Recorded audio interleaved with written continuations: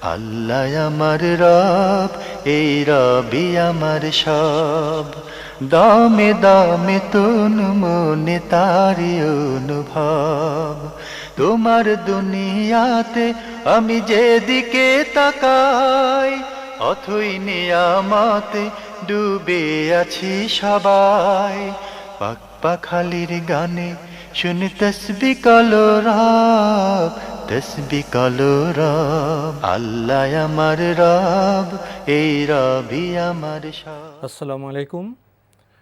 প্রিয় দর্শক, আপনারা যারা দেশে আছেন প্রবাসে, সবাইকে অনেক অনেক প্রীতি ও শুভেচ্ছা।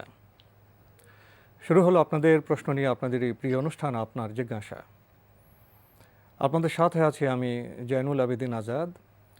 আজকেও আপনাদের প্রশ্নের জিজ্ঞাসার জবাব দিচ্ছেন বিশিষ্ট আলেম ডক্টর মোহাম্মদ সাইফুল্লাহ। আসসালামু আলাইকুম ওয়া রাহমাতুল্লাহি ওয়া বারাকাতুহু। প্রিয় দর্শক, চলুন তাহলে জিজ্ঞাসার জগতে। শুরুতে একটি চিঠি মহাখালী, ঢাকা থেকে আমাদের এই দর্শক পাঠিয়েছেন, নাম প্রকাশে অনিচ্ছুক। লিখেছেন, আমি জীবনে অবহেলা ও অলসতা বশত দীর্ঘদিন এক নাগাড়ে নামাজ আদায় করিনি। মাঝে মধ্যে আদায় করেছি, আবার বাদ দিয়েছি, আবার আদায় করেছি। তবে প্রায় ৩৫ বছর যাবৎ আদায় করে আসছি। শুনেছি ওমরি কাজা নামাজ বলতে কোনো নামাজ নেই। এমত অবস্থায় অতীতে যে সমস্ত নামাজ আদায় করা হয়নি, সেগুলোর জন্য এখন আমার কী করণীয়? এখন যে সালাতগুলো আপনি আদায় করতে পারেননি, সেগুলোর হুকুম কী হবে? সেগুলো তো আপনি আদায় করতে পারেননি, তাই সেগুলো থেকে আপনি যেহেতু আদায় করেননি, আপনাকে অবশ্যই তওবা করতে হবে। প্রথম কাজ হচ্ছে আপনি আল্লাহ রাব্বুল আলামিনের কাছে তওবা করবেন। আল্লাহর বান্দা যদি আল্লাহ রাব্বুল আলামিনের কোনো বিধান লঙ্ঘন করে অথবা আল্লাহ রাব্বুল আলামিন অবাধ্য হয়, কোনো বিধান পালন না করে, সেক্ষেত্রে আল্লাহ রাব্বুল আলামিন আল্লাহর বান্দা যখন তওবা করেন, আল্লাহ সুবহানাহু ওয়া তাআলা মেহেরবানি করে বান্দার ওই গুনাহগুলো ক্ষমা করে দেন। রাসূলুল্লাহ সাল্লাল্লাহু আলাইহি ওয়াসাল্লাম হাদিসের মধ্যে বলেছেন, এভাবে বলেছেন, ইমাম ইবনে মাজাহ রাহমাতুল্লাহ তার সুনানের মধ্যে বর্ণনা করেছেন, আত্তাইবু মিনায যামবি কামান লা যামবা লাহু, যে গুনাহ থেকে তওবাকারী ব্যক্তি হচ্ছে ওই ব্যক্তির মতো, কামান লা যামবা লাহু, যার একেবারেই গুনাহ নেই। ঠিক আপনি নিষ্পাপ হয়ে যাওয়ার মতো একটি অবস্থা তৈরি হয়ে থাকে। শুধু তাই নয়, আল্লাহর বান্দা যদি সত্যিকার তওবা করে এবং সে নেক আমল করে, আল্লাহ সুবহানাহু ওয়া তাআলা কোরআনে কারীমের মধ্যে স্বীকৃতি দিচ্ছেন, বলছেন, ফাউলাইকা ইউবাদদিলুল্লাহু সাইয়্যাতিহিম হাসানাত, যে আল্লাহ সুবহানাহু ওয়া তাআলা তাদের ওই গুনার কাজগুলো, তাদের ওই খারাপ কাজগুলোকে আল্লাহ সুবহানাহু ওয়া তাআলা উত্তম কাজে, ভালো কাজে রূপান্তরিত করে দেন। তাই বান্দা যদি সত্যিকারভাবে আল্লাহ রাব্বুল আলামিনের কাছে তওবা করতে পারে এবং তওবা করে থাকে ইখলাসের সাথে, আল্লাহ রাব্বুল আলামিন যদি তার তওবা কবুল করে থাকেন, তাহলে আল্লাহ সুবহানাহু ওয়া তাআলা কিন্তু তার তো গুনাহ রাখবেনই না, বরং তার গুনাহগুলোকেও আল্লাহ সুবহানাহু ওয়া তাআলা নেক আমলে পরিবর্তন করে দেবেন। সেখানে আপনাকে তওবা করতে হবে। সেই তওবা যেভাবে তওবা করতে বলা হয়েছে সেভাবেই তওবা হতে হবে। বাকি ওমরি কাজা বলতে যে কথাটি বলা হচ্ছে, এটি একেবারেই একটি ভুল কথা। এর জন্য কোনো ধরনের দলিল নেই। আর কিভাবে একজন ব্যক্তি এক ওয়াক্ত সালাত যদি ইচ্ছাকৃতভাবে ত্যাগ করে থাকে, তার এই কাজটি হচ্ছে কুফরি, অথচ সে ওমরি কাজা করবে? প্রশ্নই আসে না। সালাতের জন্য কোনো কাজা কাফারা নেই। সালাত আদায় করা হচ্ছে সালাতের বিধান। আর যে সালাতকে তরক করলো, সে আল্লাহ নবী সাল্লাল্লাহু আলাইহি ওয়াসাল্লাম হাদিস অনুযায়ী কুফরি কাজে লিপ্ত হলো। যদি কারো অনিচ্ছাকৃতভাবে সালাত ছুটে যায়, তার বিধান হচ্ছে যখনই সে সালাত আদায় করার মতো সামর্থ্য পাবে অথবা সালাত আদায় করার মতো অবস্থায় আসবে, সাথে সাথে সেটি আদায় করে নেবে। আপনি আরও লিখেছেন, মহানবী সাল্লাল্লাহু আলাইহি ওয়াসাল্লাম কি নূরের তৈরি? না, রাসূলুল্লাহ সাল্লাল্লাহু আলাইহি ওয়াসাল্লাম সহ কোন নবী এবং রাসূল এরা কেউ নূরের তৈরি নন। সমস্ত নবী এবং রাসূলগণ আদম সন্তান। আদম আলাইহিস সালাতু ওয়াস সালাম এর ওরসে তাদের জন্ম হয়েছে এবং আদম আলাইহিস সালাতু ওয়াস সালামকে যা থেকে সৃষ্টি করা হয়েছে, ঠিক সমস্ত নবী এবং রাসূলগণ তা থেকে সৃষ্ট। আল্লাহ রাব্বুল আলামিন কোরআনের মধ্যে স্পষ্ট করে বলেছেন যে আদমকে সৃষ্টি করা হয়েছে মাটি থেকে। তাই আদম আলাইহিস সালাতু ওয়াস সালামের সন্তান যারা কিয়ামত পর্যন্ত আসবে, এরা সবাই কিন্তু স্বাভাবিকভাবে মাটি থেকেই সৃষ্ট। পরবর্তীতে আল্লাহ সুবহানাহু ওয়া তাআলা মাটির এই প্রক্রিয়াকে চেঞ্জ করেছেন, সেটা মাটিতে পরবর্তীতে রাখা হয়নি। সরাসরি আল্লাহ রাব্বুল আলামিন মাটি থেকে সৃষ্টি করেছেন আদম আলাইহিস সালাতু ওয়াস সালামকে। তারপরে আদমের ওরসে বাকি যারা জন্মগ্রহণ করেছে এরা সবাই সৃষ্ট হয়েছে, কিন্তু এরা মূলত বীর্য থেকে সৃষ্ট হয়েছে। কিন্তু এর মধ্যে একটা মাটির মানে part, প্রথম সৃষ্টিটি প্রথম সৃষ্টি মাটির মাটি অন্যরকম। থেকে, হ্যাঁ, এবং এর একটা পার্ট রয়ে গিয়েছে, সেটা হচ্ছে যে মানে এই বীর্যের মধ্যেই মূলত মাটির একটা অংশ রয়েছে, যেহেতু এরা উপাদান আছে। উপাদান রয়ে গিয়েছে, মাটি থেকে তাদেরকে সৃষ্টি করা হয়েছে। এটি সমস্ত নবী এবং রাসূলদের বৈশিষ্ট্য। এরা মানুষ। যদি তারা জিন হতো তাহলে মানুষ তাদেরকে দেখতে পেত না, মানুষ তাদের আনুগত্য করতে পারতো না। যদি তারা ফেরেশতা হতো তাহলে মানুষ ভয়ে পালিয়ে যেত, কারণ মানুষ তাদেরকে স্বাভাবিক অবস্থায় মানে পেত না, মানুষের কাছে তারা দাওয়াত পৌঁছাতে পারতো না।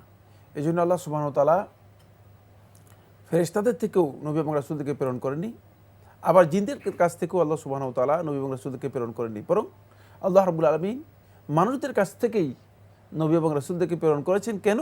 লিইউবাইয়িনা লাহুম, কোরআনের মধ্যে বলে দিয়েছেন, যাতে করে মানুষের কাছে মানুষের বক্তব্যগুলো, আল্লাহর কথাগুলো স্পষ্ট করে তুলে ধরতে পারে। কারণ মানুষ মানুষের কাছে যে বক্তব্য দিতে পারবে সেটা জিন অথবা অন্য কেউ সে বক্তব্য দিতে পারবে না। আল্লাহ রাব্বুল আলামিন এই তিনটি সৃষ্টিকে কোথা থেকে সৃষ্টি করেছেন এই ব্যাপারে রাসূলুল্লাহ সাল্লাল্লাহু আলাইহি ওয়াসাল্লাম স্পষ্ট হাদিসের মধ্যে বলে দিয়েছেন, ওয়া ইন্নাল মালাইকাতা খুলিকাত মিন নূর, আল্লাহ সুবহানাহু ওয়া তাআলা ফেরেশতাদেরকে সৃষ্টি করেছেন নূর থেকে, এবং জিনদেরকে সৃষ্টি করেছেন মিন নার, আগুন থেকে, এবং আল্লাহ রাব্বুল আলামিন মানুষদেরকে সৃষ্টি করেছেন মিম্মা ওয়াসাফাল্লাহু লাকুম। রাসূলুল্লাহ সাল্লাল্লাহু আলাইহি ওয়াসাল্লাম বলছেন, আর মাটির কথা স্পষ্ট করলেন না, যে আল্লাহ রাব্বুল আলামিন যা বর্ণনা দিয়েছেন কোরআনের মধ্যে সেখান থেকে সৃষ্টি করেছেন, অর্থাৎ মাটি থেকে সৃষ্টি করেছেন। এই হাদিস থেকে স্পষ্ট বোঝা যাচ্ছে কথা যে মূলত আদম সন্তানরা সবাই মাটির তৈরি, কিন্তু মাটির তৈরি হলেও তাদের মর্যাদা আছে। আপনি এটা লক্ষ্য করুন যে মাটির তৈরি আদম আলাইহিস সালাতু ওয়াস সালাম, যাকে সরাসরি আল্লাহ রাব্বুল আলামিন মাটি থেকে তৈরি করেছেন, কিন্তু শেষ পর্যন্ত আল্লাহ সুবহানাহু ওয়া তাআলা বলেন, ওয়া কুলনা লিল মালাইকাতি ইসজুদু লিআদম, আদমকে তোমরা সিজদা করো। বুঝা গেল, মর্যাদা দিয়েছেন আল্লাহ সুবহানাহু ওয়া তাআলা। নূরের তৈরি ফেরেশতা সিজদা করলেন। নূরের তৈরি ফেরেশতা সিজদা করেছেন। তাই রাসূলুল্লাহ সাল্লাল্লাহু আলাইহি ওয়াসাল্লামকে যারা মনে করেন যে নূরের তৈরি বলার মাধ্যমে রাসূলুল্লাহ সাল্লাল্লাহু আলাইহি ওয়াসাল্লামের মর্যাদা বৃদ্ধি পাবে, অথবা রাসূলুল্লাহ সাল্লাল্লাহু আলাইহি ওয়াসাল্লামের মর্যাদা অন্যদের থেকে মানে উপরে উঠবে, এটি একেবারেই ভুল কথা। বরং যদি রাসূল সাল্লাল্লাহু আলাইহি ওয়াসাল্লামকে নূরের তৈরি বলা হয়ে থাকে, তাহলে নূরের তৈরি যারা ফেরেশতা রয়েছে তাদের সমপর্যায়ে তিনি পৌঁছলেন। এতে মর্যাদা তার বৃদ্ধি হয়নি, বরং তিনি যতদিন পর্যন্ত তাকে আদম সন্তানদের মধ্যে অন্তর্ভুক্ত করা হবে, ততদিন পর্যন্ত আদম সন্তানদের সকলের উপর তার মর্যাদা সাব্যস্ত হবে। আনা সাইয়্যিদু ওয়ালাদি আদম ওয়ালা ফখর, হাদিসের মধ্যে রাসূলুল্লাহ সাল্লাল্লাহু আলাইহি ওয়াসাল্লাম ইরশাদ করেন যে আমি আদম সন্তানদের সবাইয়ের সর্দার, এর জন্য আমার কোনো গর্ব নেই, অহংকার নেই। এটা আল্লাহ সুবহানাহু ওয়া তাআলা আমাকে এই মর্যাদা দিয়েছেন। তাই যদি তাকে জিনের বা অথবা নূরের তৈরি ফেরেশতাদের মধ্যে অন্তর্ভুক্ত করা হয়, এতে তার মর্যাদা ঘাটতি হবে, কম বেশি হবে না। আল্লাহ সুবহানাহু ওয়া তাআলা কোরআনে কারীমের মধ্যে বিষয়টি স্পষ্ট করেছেন। কোরআনের মধ্যে সূরা আল কাহফের মধ্যে আল্লাহ সুবহানাহু ওয়া তাআলা বলেন, কুল ইন্নামা আনা বাশারুম মিসলুকুম ইউহা ইলাইয়া আন্নামা ইলাহুকুম ইলাহু ওয়াহিদ। কুল, আপনি বলুন, ইন্নামা, অবশ্যই আমি, বাশারুম মিসলুকুম, তোমাদের মতোই মানুষ। একেবারে স্পষ্ট বক্তব্য কোরআনের মধ্যে। আল্লাহ সুবহানাহু ওয়া তাআলা সৃষ্টিগত দিক থেকে, প্রকৃতিগত দিক থেকে রাসূলুল্লাহ সাল্লাল্লাহু আলাইহি ওয়াসাল্লামকে মানুষ হিসেবে সৃষ্টি করেছেন। ফলে মক্কার কাফের সমাজও রাসূল সাল্লাল্লাহু আলাইহি ওয়াসাল্লামকে মানুষই মনে করত। যেমনিভাবে আল্লাহ রাসূল সাল্লাল্লাহু আলাইহি ওয়াসাল্লামের সমস্ত সাহাবীরা রাসূল সাল্লাল্লাহু আলাইহি ওয়াসাল্লামকে মানুষ মনে করতেন, অন্য কিছু মনে করতেন না, এবং এ ধরনের কোনো বর্ণনাই পাওয়া যায়নি। এখান থেকে স্পষ্ট বোঝা যায় রাসূলুল্লাহ সাল্লাল্লাহু আলাইহি ওয়াসাল্লাম নূরের থেকে তৈরি নন, বরং তিনি মাটির তৈরি, তিনি মানুষ ছিলেন। আপনি আরও লিখেছেন, ইবলিস কি পূর্বে ফেরেশতা ছিল? ইবলিস পূর্বে কি ফেরেশতা ছিল? না, ফেরেশতা ছিল না। আল্লাহ সুবহানাহু ওয়া তাআলা কোরআনে কারীমের মধ্যে স্পষ্ট করে বলেছেন, কানা মিনাল জিন্নি ফাফাসাকা আন আমরি রাব্বিহ, জিনদের মধ্যে অন্তর্ভুক্ত ছিল, জিন ছিল, এবং ফাফাসাকা আন আমরি রাব্বিহি, আল্লাহ রাব্বুল আলামিনের নির্দেশ এর ব্যাপারে অবাধ্য হলো, নির্দেশ থেকে অমান্য করে বেরিয়ে গেল, সে হচ্ছে জিন। সুতরাং ফেরেশতাদের মধ্যে অন্তর্ভুক্ত ছিল না, জিন ছিল। কিন্তু আল্লাহ সুবহানাহু ওয়া তাআলা তাকে মর্যাদা দিয়েছেন, ফলে ফেরেশতাদের মানে সাথে তার মানে অবস্থান ছিল, এবং তার অবস্থান অত্যন্ত মর্যাদাপূর্ণ একটি অবস্থান ছিল। কিন্তু সে মর্যাদাটুকু সে আল্লাহর নির্দেশ লঙ্ঘন করার কারণে রক্ষা করতে পারেননি। সর্বপ্রথম ব্যক্তি যে আল্লাহ রাব্বুল আলামিনের নির্দেশকে অস্বীকার করেছে এবং অহংকার করেছে, আবা ওয়াস্তাকবার ফাকানা মিনাল কাফিরিন। আল্লাহ সুবহানাহু ওয়া তাআলা কোরআনে কারীমের মধ্যে ইরশাদ করেন, আবা, অস্বীকার করলো, ওয়াস্তাকবার, এবং অহংকার করলো, ফাকানা মিনাল কাফিরিন, ফলে সে কাফেরদের মধ্যে অন্তর্ভুক্ত হয়ে গেল। তাই মর্যাদার অনেক ঊর্ধ্বে ওঠার পরেও এই চিন্তা করার সুযোগ নেই যে আমি তো অনেক হয়ে গিয়েছি, কারণ যে কোনো অবস্থায় আবার মর্যাদার সর্বশেষ পর্যায়ে চলে আসতে পারে। কোথায়? জিনদের মধ্য থেকে ফেরেশতাদের মাঝে তার অবস্থান করে নিয়েছিল, আবার সর্বশেষ একেবারেই লাঞ্ছিত বঞ্চিত মাহরুম ব্যক্তিদের মধ্যে নিজের অবস্থান নির্দিষ্ট করে নিল। আপনার আরও অনেক প্রশ্ন রয়ে গেছে একই চিঠিতে, আমরা ইনশাল্লাহ অন্য কোনো সময় এসব প্রশ্নের জবাব দেওয়ার চেষ্টা করব। দর্শক, এবার আমাদের হাতে আরও একটি চিঠি, এটি পাঠিয়েছেন মোহাম্মদ এনাম উদ্দিন, সিলেট থেকে। আপনি লিখেছেন, জানতে পারলাম সশব্দে ফরজ সালাতে ইমামের পেছনে মুক্তাদিকেও সূরা ফাতিহা পড়তে হয়। প্রশ্ন হলো, কোন সময়, অর্থাৎ ইমামের সাথে সাথে ফাতিহা পড়তে হবে? ইমামের সূরা ফাতিহা শেষ করার পর পড়তে হবে? ইমামের সাথে সাথে পড়তে গেলে অনেক সময় ফাতিহা শেষে ইমামের সাথে আমিন বলা সম্ভব হয় না, এ ব্যাপারে জানতে চাই। এই মাসআলার মধ্যে আলাদা দ্বিমত আছে, কিন্তু বিশুদ্ধ বক্তব্য হচ্ছে সূরা ফাতিহা পড়তে হবে। এখন আপনি সূরা ফাতিহা পড়বেন, ইমামের সূরা ফাতিহা শেষ হওয়ার পর পড়াটা আপনার জন্য উত্তম। ইমামের সূরা ফাতিহা শেষ করে ইমামের সাথে আপনি যখন ইমাম যখন সূরা ফাতিহা শেষ করে ফেললো, তখন আপনি সূরা ফাতিহা পড়তে পারেন। এর মাঝে ইমাম সাহেব যদি কিছুক্ষণ সাক্তা করে বিরতি দেয় তাহলে ভালো। আর যদি বিরতি না দেয়, ইমাম সাহেব অন্য কেরাতে চলে গেলো, আপনি আওয়াজ না করে ইমাম সাহেবের কেরাত এর শ্রবণ করবেন, আর সূরা ফাতিহা আপনি মনে মনে পড়বেন। বাকি একদল উলামায়ে কেরাম বলেছেন যে ইমাম সাহেবের কেরাতের সাথেও পড়া যেতে পারে। সেটি কেমন? যেমন আলহামদুলিল্লাহ রাব্বিল আলামিন, ইমাম সাহেব বলার পর আলহামদুলিল্লাহ রাব্বিল আলামিন আপনি বললেন, এইভাবে। ইমাম সাহেব পরপর ওরা দোয়ালিন বললো, হ্যাঁ, আপনি আমিন বললেন। তাহলে এটা বলা একেবারেই সহজ। এটা এভাবেও আপনি আদায় করতে পারেন। সেখানে কিন্তু আওয়াজ করে তেলাওয়াত করার বিষয়টি জায়েজ নেই, যেহেতু তাহলে ইমামের আওয়াজ কেরাতের সাথে আপনার একটা কনফ্লিকশন তৈরি হবে, একটা সাংঘর্ষিক অবস্থা, শব্দ করা ছাড়া পড়বে, আওয়াজ ছাড়া পড়বেন। বাকি এই মাসআলার মধ্যে এই যুগের শ্রেষ্ঠ ফাকিহ শেখ মোহাম্মদ আল মুখতার হাফিজাহুল্লাহ তাআলা, তিনি কিন্তু যে বিষয়টিকে প্রাধান্য দিয়েছেন সেটি হচ্ছে ইমামের তেলাওয়াতের পরে উত্তম হচ্ছে তেলাওয়াত করা, যেহেতু মুক্তাদিকে প্রত্যেকটি রুকুনের ব্যাপারে ইমামের অনুসরণ করতে বলা হয়েছে। ইমামের অনুসরণটা হচ্ছে ইমাম শেষ করলে তারপরে ইমামের এই কাজটা করবে। যেমন ইমাম যখন আল্লাহু আকবার বলে রুকুতে যাবেন, তখন মুক্তাদি রুকুতে যাবে। ইমামের আগেও যাওয়া তার জন্য জায়েজ নেই। ইমামের আগে যদি কেউ যান, এটি মুসাবাকা, ইমামের আগে চলে যাওয়া তাড়াতাড়ি করে, এটাও জায়েজ নেই। আর ইমামের সাথে সাথে যাওয়া, এটাকে বলা হয় মুকারানা, ইমামের সাথে সাথে ইমাম যাচ্ছে আপনিও যাচ্ছেন, এটাও জায়েজ নেই। যেহেতু রাসূলুল্লাহ সাল্লাল্লাহু আলাইহি ওয়াসাল্লাম অনুসরণ করতে বলেছেন, তাহলে তো অনুসরণ করলেন না, আপনি ইমামের সাথে প্রতিযোগিতা করলেন, তার সাথেই গেলেন। এই জন্য মুতাবা হচ্ছে, অনুসরণটা হচ্ছে এমন যে ইমাম যখন রুকুতে যাবে তখন আপনি রুকুতে যাবেন। পরে আব্দুল্লাহ ইবনে মাসউদ রাদিয়াল্লাহু আনহু হাদিস থেকে এটাই বোঝাইছে, ফাইজা রাকা'a ফারকাউ ওয়া ইজা সাজাদা ফাসজুদু, যখন ইমাম রুকু করবে তারপর তোমরা রুকু করবে, ইমামের অনুসরণ করে রুকু করতে হবে। এখন ইমামের আগেও যাওয়া যাবে না, আবার ইমামের সাথেও আপনাকে আপনি যেতে পারবেন না, বরং ইমামের রুকু করার পর আপনাকে রুকু করতে হবে। ঠিক অনুরূপভাবে এই হাদিস থেকে ইস্তেদলাল নিয়ে দলিল গ্রহণ করে শেখ মোহাম্মদ হাফিজাহুল্লাহ তাআলা তিনি বলেছেন যে এখানে উত্তম হচ্ছে ইমামের সূরা ফাতিহা শেষ হলে মুক্তাদিগণ সূরা ফাতিহা পড়বেন, যদিও ইমাম সাহেব অন্য কেরাত এর মধ্যে প্রবেশ করে, এতে কোনো অসুবিধা নেই। তবে এই মাসআলার মধ্যে যেহেতু আমরা বলেছি যে এটি ইজতিহাদি মাসআলার মধ্যে চলে গিয়েছে, সুস্পষ্ট নস রাসূলুল্লাহ সাল্লাল্লাহু আলাইহি ওয়াসাল্লাম পাওয়া যায়নি, তাই ইজতিহাদের মধ্যে চলে যাওয়ার কারণে এক্ষেত্রে কোনো ব্যক্তি যদি সূরা ফাতিহা ইমামের সাথেও পড়েন তাহলে পড়তে পারবেন। ইমামের সাথে ইমামের অনুসরণ করেছি।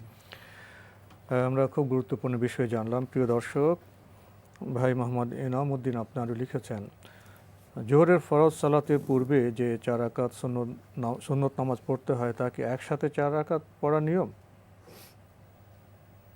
একসাথে কি পড়তে হয়, না 2 রাকাত করে পড়লে হবে?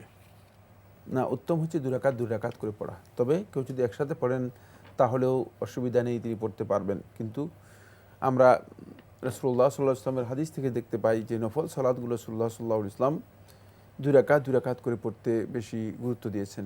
সলাতুল লাইলি ওয়ান নাহারি মাসনা মাসনা। আবু সাইদ খুদরি রাদিয়াল্লাহু বর্ণিত মুস্তাদ আহমদ সহিহ হাদিস দ্বারা সাব্যস্ত হয়েছে যে রাত এবং দিনের যে নফল নামাজগুলো আছে মানে সেগুলো রাসূল সাল্লাল্লাহু আলাইহি ওয়াসাল্লাম 2 রাকাত করে আদায় করতে বলেছেন। আর যদি কেউ 2 রাকাত করে আদায় করে তাহলে তিনি তাশাহুদ পরিপূর্ণ আদায় করতে পারলেন, মানে পরিপূর্ণ মানে আদায় করতে পারলেন। তাই 4 রাকাত বিশিষ্ট যে সালাত মানে যে 4 রাকাতে যে সুন্নতগুলো রয়েছে সেগুলো 2 রাকাত করে আদায় করা হচ্ছে সুন্নাহ।